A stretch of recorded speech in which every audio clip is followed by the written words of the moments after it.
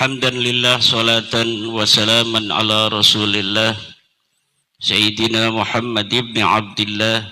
Amma ba'du, faya ashabal fadail hadaratil mukarramin, para kiai, para alim, para ulama, wabil khusus sohibil bait, pengasuh pondok pesantren Hidayatul Mustarsidin, Kiai Musta'in. Mudah-mudahan para hadirin, para kiai yang saya hormati, pada kesempatan yang sangat berbahagia ini,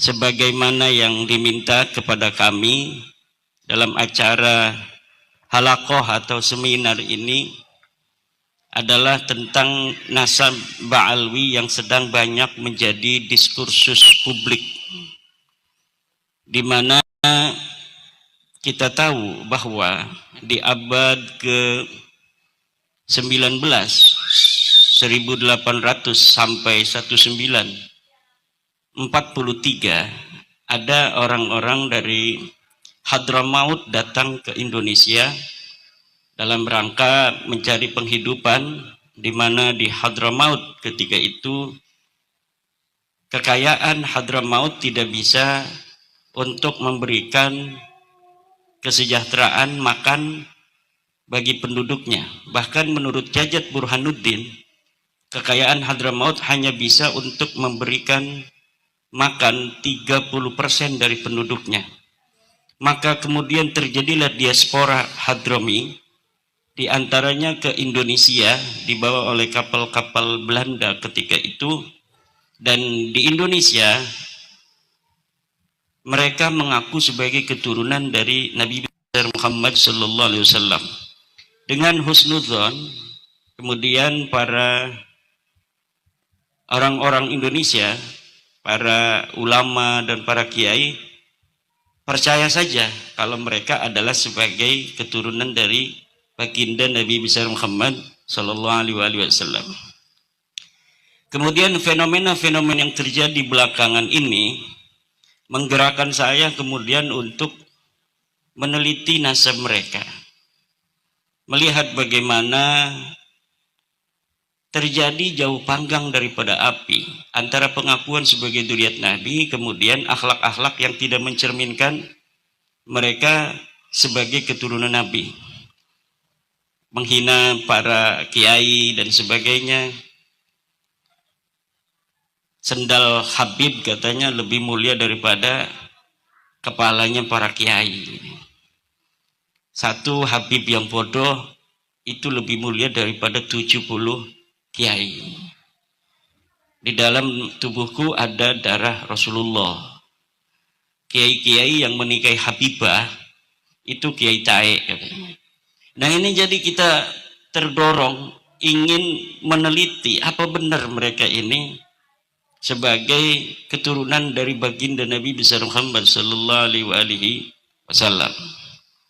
Akhirnya saya gunakan prosedur-prosedur di dalam rangka meneliti nasab mereka.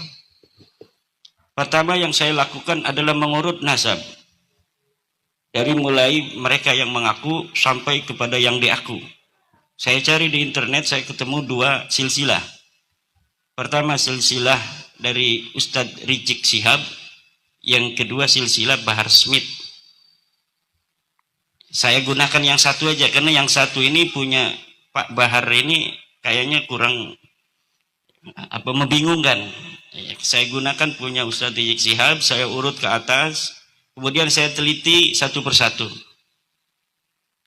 Dari yang sahih-sahih ini, itu semuanya terkonfirmasi. Nabi Muhammad punya anak Siti Fatimah, lihat bukti-buktinya ada. Siti Fatimah punya anak Husain, saya lihat buktinya ada. Sayyidina Husain punya anak Ali, saya lihat buktinya ada. Kitab sezamannya ada. Ali punya anak Muhammad Al-Bakir, saya cari kitabnya ada. Muhammad Al-Bakir punya anak Ali Al-Uraidi, kitabnya ada. Ali Al-Uraidi punya anak Muhammad An-Naqib, kitabnya ada. Muhammad An-Naqib punya anak Isa Ar-Rumi, kitabnya ada. Isa Ar-Rumi punya anak Ahmad, kitabnya ada. Ahmad punya anak Ubed, leluhur mereka ini yang pertama kali diakui ini enggak ada. Jadi mereka mengaku sebagai turunan Ahmad bin Isa ini. Yang mereka tahu hanya leluhur mereka namanya Ubed. Kemudian mereka di abad 9 berupaya mencari silsilah mereka ini kemana. Kemudian mereka berijtihad, menelusuri, ketemu silsilah seorang ulama namanya Abul Hasan Ali yang dikenal dengan nama Syarif Abul Jadid. Ini sudah ada di dalam kitab abad ke-8 karangan Al-Janadi, ulama Yaman, yang mengarang kitab namanya Az-Zuluk fi Tabaqatil Ulama wal Muluk. Di situ menerangkan tentang satu silsilah ulama namanya Abul Hasan Ali Syarif Abul Jadid. Silsilahnya itu adalah silsilah yang sehari ini mereka ambil. Jadi ada orang namanya Syarif Abul Jadid, katanya Jadid ini adalah anak daripada Ubed. Yang ditulis di dalam kitab itu, Jadid punya ayah namanya Abdullah, punya ayah namanya Ahmad, punya ayah namanya Isa. Akhirnya ini keluarga Kabib-Kabib ini yang dia mempunyai silsilahnya itu sampai kepada Isa itu, Ubed bin Isa, ini mengira bahwa Ubed bin Abdullah bin Ahmad bin Isa ini karena ada nama yang sama, yaitu nama Isa, dan juga ada lagi satu Alwi. Jadi yang ada dalam keluarga mereka itu Ubed bin Isa bin Alwi. Kesananya nggak tahu. Akhirnya ketika melihat di kitab ada seorang ulama yang silsilahnya dicatat, Jadid bin Ubed bin Ahmad bin Isa, dan mereka mengira bahwa itu silsilah mereka. Nah, ini namanya pencangkokan. Oh, ada Yai Riyad juga ya, alhamdulillah. Saya lupa itu Yai Riyad, Surya dari Sragen. Nah, ketika mereka mengurutkan di abad 9 mengaku bahwa luhurnya Ubed ini mempunyai ayah namanya Ahmad bin Isa, padahal sebelumnya mereka tidak tahu, berarti 500 tahun ini mereka kosong, tidak ada cerita, tidak ada kabar leluhurnya keturunan siapa. Akhirnya di abad 9, setelah 550 tahun mereka mengaku keturunan Nabi dari Ahmad bin Isa ini. Ahmad bin Isanya itu adanya di abad keempat. Beliau wafat 345 Hijriah. Ini keluarga Nabi asli. Dicatat di dalam kitab-kitab nasab namanya Ahmad bin Isa. Cuma pengakuan mereka itu di abad 9 setelah 550 tahun kematian Ahmad bin Isa tertolak oleh kitab-kitab yang ada pada abad keempat, kelima, keenam, ketujuh, ke-8 itu. Karena sudah dicatat di dalam kitab itu semua bahwa anaknya cuma 3. Muhammad, Ali, dan Husain. Tidak ada nama anak namanya Ubed atau namanya Abdullah. Jadi Syarif Abul Jadid yang di abad ke-8 dia juga mengaku sebagai Ahmad bin Isa, itu tertolak. Lalu Kabib-Kabib ini yang mengaku nyantol di Syarif Abul Jadid, dia nyantol kepada cantolan, cangkok pada cangkokan. Ya ada Kisar Wako juga. Lah ini semuanya tertolak dua-duanya. Karena ini nyangkok, mengaku-ngaku turun Ahmad bin Isa, Syarif Abul Jadid. Kemudian Ba'lawi ini, Kabib-Kabib, nyangkoknya kepada cangkokan yang salah itu. Akhirnya semuanya tertolak sebagai keturunan Nabi besar Muhammad SAW. Itu dari sisi ilmu kaji nasab. Dari kajian ilmu sejarah, saya juga mengumpulkan kitab-kitab dari abad ke-4 sampai abad ke-9. Ingin mencari sosok-sosok keluarga mereka yang dikatakan orang-orang besar itu.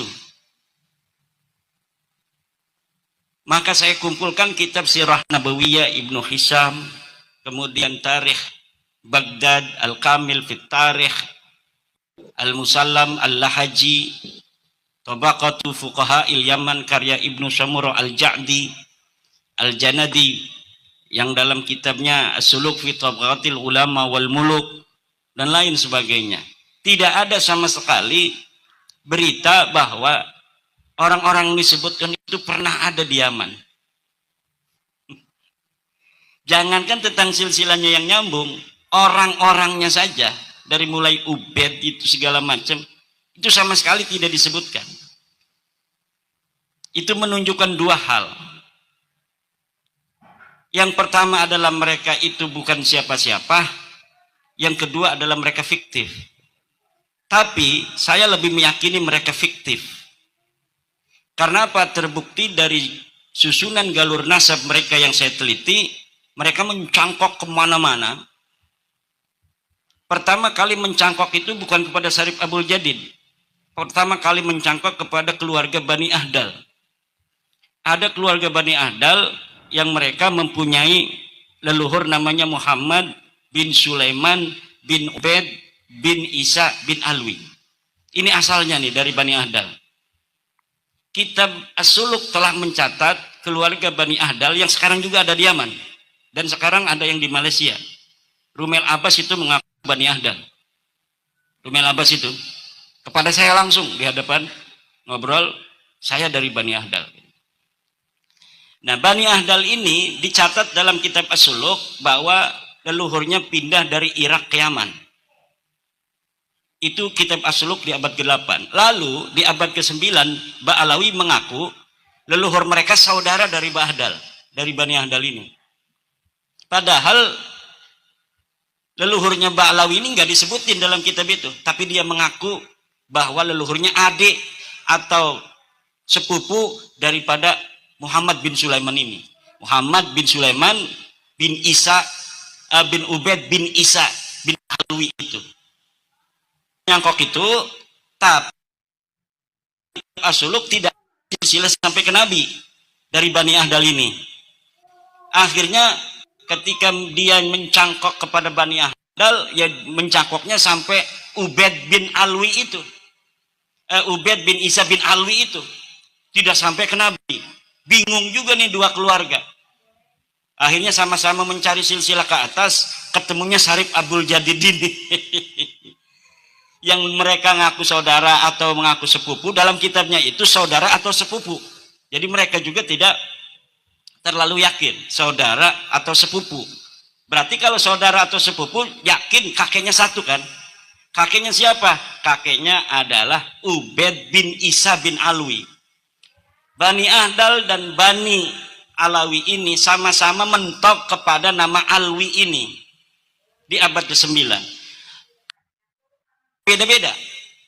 Bani Ahdal hari ini Muhammad bin Sulaiman bin Ubaid bin Isa bin Alwi bin Aon bin Himham bin Musa Al-Qadim, atau kebalik, bin Himham bin Aon bin Musa Al-Qadim. Nah, Ba'alawi sekarang Ubaid bin Ahmad bin Isa bin Muhammad An-Naqib bin Ali Al-Uredi bin Ja'far As-Sadiq. Jadi kemana-mana ada orang bersaudara, masing-masing cari silsilah, silsilahnya dapatnya beda. Dan sekarang terjadi di keluarga Wali Songo. Ada sebagian keluarga Wali Songo yang masih percaya kepada Ba'alawi, silsilahnya Sunan Gunung Jati ke Ba'alawi. Nah, yang sudah menemukan manuskrip percaya bahwa itu salah, itu silsilahnya ke Musa Al-Qadim. Jadi masa lalu itu sejarah berulang sekarang. Jadi masa lalu ada dua saudara yang nasabnya kemana-mana, beda-beda dua cabang. Dulu juga, sekarang juga ada satu saudara, yang satu Sunan Gunung Jati ke Ba'alawi, yang satu Sunan Gunung Jati ke Musa Al-Qadim. Itulah yang terjadi masa lalu juga. Cuma kalau sekarang ini manuskripnya ada. Wali Songo itu manuskrip ditemukan 1500-an Sunan Giri. Sunan Gunung Jati ditemukan 1624. Ada 1732 Sunan Gunung Jati, manuskrip namanya Purwaka Carubanegari. Kalau yang 1624 manuskrip silsilah Sunan Gunung Jati tahun 1624 dari Bangkalan. Tapi zaman dulu itu Ba'alawi nggak ada manuskrip apa-apa. Blang, gelap gulita, kemudian mereka mengaku memfabrikasi nasab mereka sampai ke Nabi Muhammad SAW. Dan ini kenapa bisa suhra wal istifadah begini? Karena mereka rajin nulis buku. Semenjak abad 9 itu ada 27 kitab yang dibikin oleh mereka tentang nasab mereka. Mulainya semua dari abad 9 itu. Al-Burqatul Musyiqo, Al-Jawharu Syafab, Al-Ghuror, Al-Masra'u Rawi, Al-Manhajus Sawi. Semuanya jumlahnya 27 kitab. Makanya kalau orang yang bukan peneliti ngambil kitab, asal kitab, ada nasab mereka. Tapi kalau peneliti, setiap apa yang ada di kitab itu belum tentu berita yang benar. Maka harus dikonfirmasi dari tahun-tahun pengakuan. Oh, yang diaku orang yang hidup di abad keempat namanya Ahmad bin Isa. Dicari kitabnya di tahun ke-4 Hijriah itu, abad ke-4 Hijriah. Ada kitab yang ditulis waktu itu, Siri Silsilatil Aulawiyah. Kemudian kitab Tahdhibul Ansab, kitab Al-Mazdi, kitab Muntaqilatut Talibiyah, As-Sajarah Mubarakah di abad ke-6, Al-Asili, Asabatul Musan, Ibnu Inabah, An-Nafa Al-Ambariyah. Semuanya mengatakan Ahmad bin Isa tidak punya anak namanya Ubaid, anaknya cuma 3, Muhammad, Ali, dan Husain. Lalu bagaimana kita mau menerima secara ilmu pustaka ini tidak bisa dikonfirmasi. Lalu secara DNA, sudah ada tes DNA. Keluarga Nabi di Timur Tengah itu masing-masing diambil sampelnya itu. Udah puluhan ribu sampelnya. Orang-orang Arab, keturunan Nabi, semuanya untuk dicari siapa orang Arab dan siapa yang bukan. Siapa yang turunan Ibrahim, siapa yang bukan.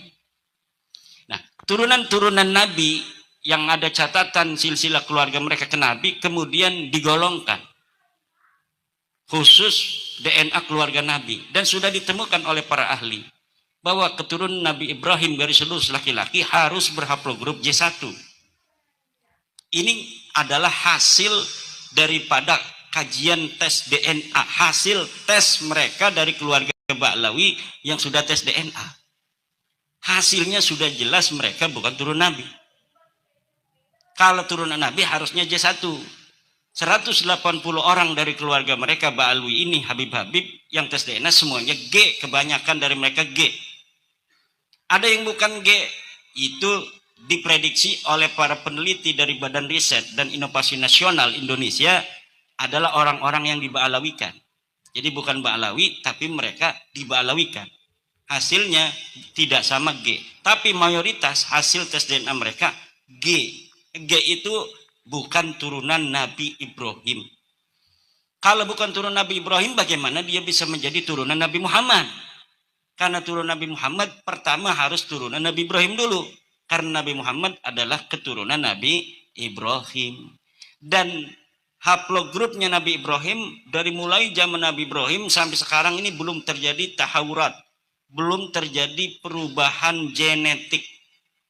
Tidak ada mutasi genetik dari Ibrahim sampai saat ini. Artinya apa? Haplogrupnya harus sama, keturunan garis laki-laki dari Nabi Ibrahim sampai sekarang harus J1. Makanya kata Dr. Umar Zaid dari Timur Tengah, Ba'alawi ini dari Hadramaut itu bukan saja tidak bisa menjadi turunan Nabi, tapi mustahil keturunan daripada Nabi besar Muhammad Sallallahu Alaihi Wasallam. Jadi bukan lagi tidak bisa, mustahil. Seperti kita 1 tambah 1 itu mustahil 3. Karena tes DNA itu tidak seperti kajian saya. Kajian saya itu namanya kajian pustaka. Berdasarkan sumber-sumber yang dapat ditemui. Kemudian diinterpretasikan dan disimpulkan. Itu dzonniyah. Seperti kita fikih, itu kan dzonni. Tapi kalau tes DNA, itu mesin yang ngomong. Ditaruh, oh ini gula. Gula akan ditaruh, ya nah hasilnya gula. Gitu. Kalau ditaruhnya garam akan muncul garam. Kalau ditaruh tuk Jawa asli, Jawa asli. Kalau ditaruh rambutnya orang Sunda, Sunda. Kalau ditaruh rambutnya orang Aceh, Aceh. Itu akan otomatis. Jadi apa namanya keakuratan, presisi daripada tes DNA itu melebihi akurasi daripada kajian nasab. Lebih dari akurasi kajian sejarah. Makanya paling takut mereka itu tes DNA. Karena kalau tes DNA itu sudah ilmu pengetahuan. Itu. Nah sekarang juga yang sudah terbukti secara tes DNA sudah terbukti bukan turunan Nabi, secara kajian pustaka kitab nasab tidak terbukti, secara kitab sejarah tidak terbukti, standar kebenaran ilmiah tidak terbukti, masih ada aja yang percaya, bahkan